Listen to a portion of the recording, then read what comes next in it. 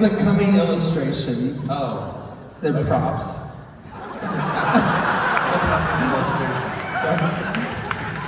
All right. I'm not in on the illustration, so I have no idea.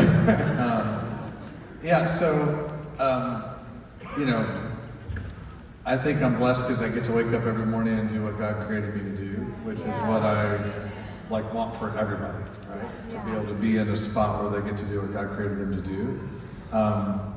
My role's a little bit unique, but I think everybody's role to some degree should be unique, you know, around who they are. So I mentioned earlier, I serve on what we call our directional leadership team. There's 4 of us that oversee and lead the church as a whole. And you say there's 4, but isn't Pastor Craig the lead, and then there's 3? And the reality of it is that's actually not how it's structured. You know, Pastor Craig is the leader, but it really is like the 4 of us as a team that lead, and that's by obviously his choosing, but that's how it's been structured. And like I said, it was 5, now it's 4. And then part of what I oversee then is we really don't have a second chair, to be quite honest. We have kind of 3 second chairs, if you want to call it that, right? So the 3 of us kind of all have different parts of the church. What I oversee on the church side of what we do is I oversee communications, which includes social media, PR, a whole set of components over that. I oversee Pastor Kyle and the teams that he just described that are digital IT.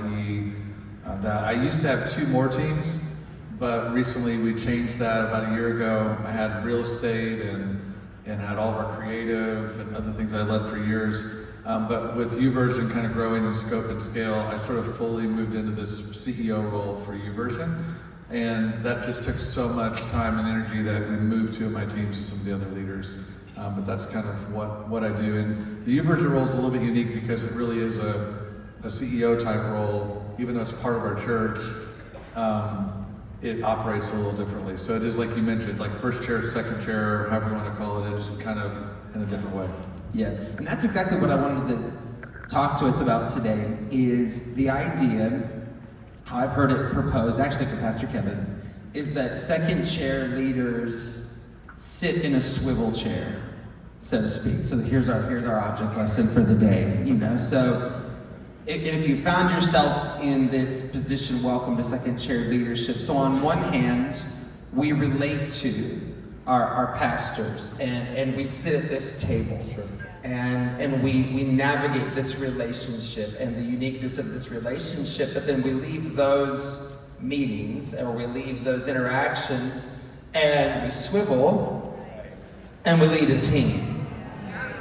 And so the tension of leading second is, are you following or are you leading? And we just always say yes. You know, right? Do I get to be creative and come on team, let's come up with like the greatest, you know, plan for Christmas or Easter that we possibly could, or do I have to operate in a budget? You know, yes. You know, it's just this constant. Anyone ever found themselves in the swivel chair? And so, Pastor Bobby, I'd love if you would just help us talk about the chair for a minute, and maybe we can talk about second chair first.